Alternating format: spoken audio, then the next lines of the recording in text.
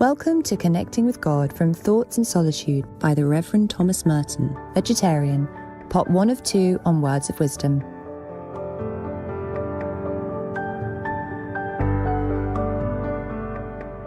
The Reverend Thomas Merton, an important Catholic mystic and spiritual thinker, was born in 1915 to an American mother and a New Zealand father.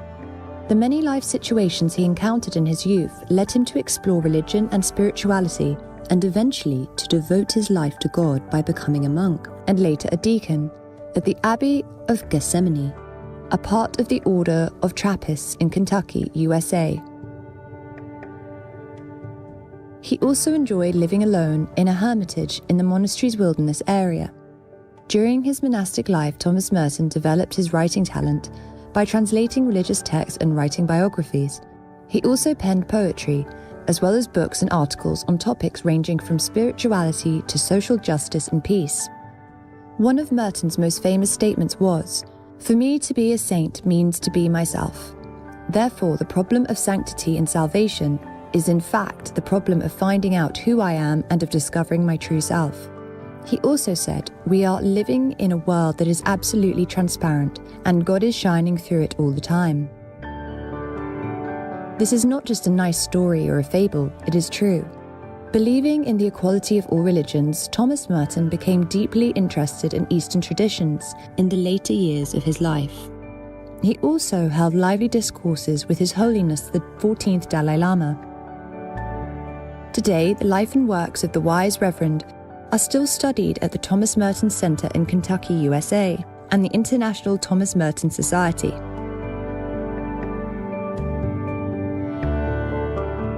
Today we will present selections from Thomas Merton's book, Thoughts in Solitude, where the wise Reverend explains his love for God and the importance of prayer.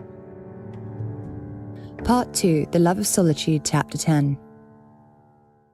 Let this be my only consolation, that wherever I am, you, my Lord, are loved and praised.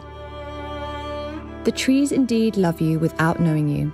The tiger, lilies and cornflowers are there proclaiming that they love you without being aware of your presence. The beautiful dark clouds ride slowly across the sky, musing on you like children who do not know what they are dreaming of as they play.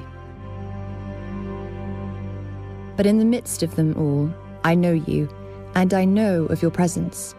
In them and in me, I know of the love which they do not know, and, what is greater, I am abashed by the presence of your love in me, the love that you have given me, and which could never be in my heart if you did not love me. For, in the midst of these beings which have never offended you, I am loved by you, and it would seem most of all as one who has offended you. I am seen by you under the sky, and my offences have been forgotten by you, but I have not forgotten them. Only one thing I ask, that the memory of them should not make me afraid to receive into my heart the gift of love, which you have placed in me. I will receive it because I am unworthy. In doing so, I will only love you all the more, and give your mercy greater glory. Remembering that I have been a sinner, I will love you, in spite of what I have been, knowing that my love is precious because it is yours, rather than my own. Precious to you because it comes from your own Son, but precious even more because it makes me your son. Chapter 11. Vocation to solitude. To deliver oneself up, to hand oneself over, entrust oneself completely to the silence of a wide landscape of woods and hills or sea or desert, to sit still while the sun comes up over that land and fills its silences with light. To pray and work in the morning, and to labour and rest in the afternoon, and to sit still again in meditation in the evening, when night falls upon that land and when the silence fills itself with darkness and with stars. This is a true and special vocation. There are few who are willing to belong completely to such silence, to let it soak into their bones, to breathe nothing but silence, to feed on silence, and to turn the very substance of their life into a living and vigilant silence.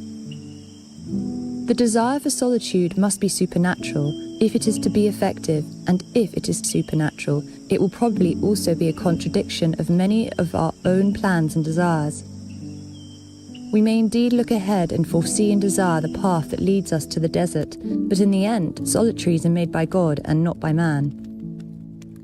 No matter whether we be called to community or to solitude, our vocation is to build upon the foundation of the apostles and the prophets, and on the chief cornerstone, which is Christ.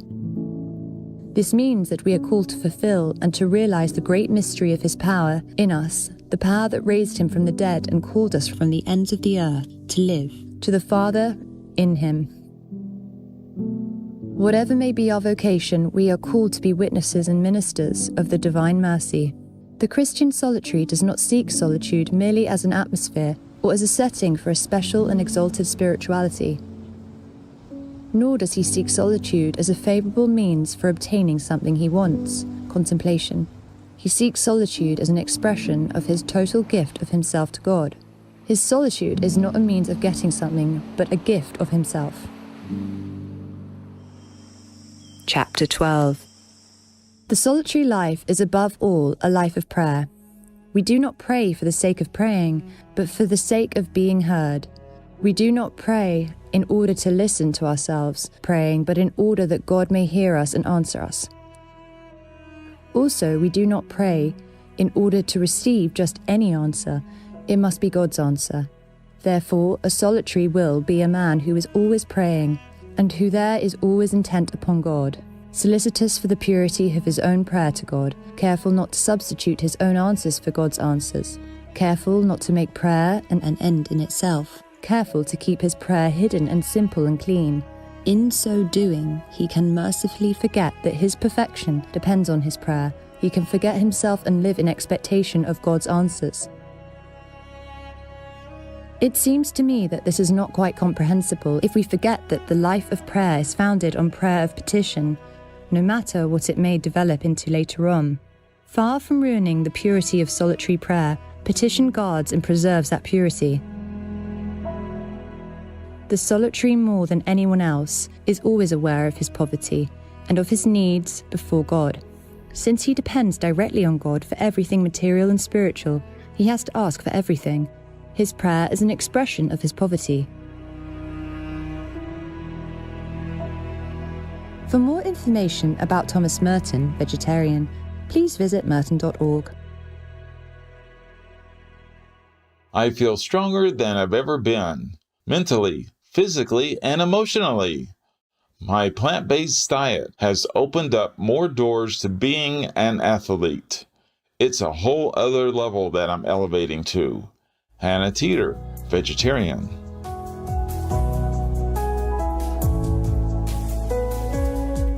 Gracious viewers, thank you for watching today's Words of Wisdom.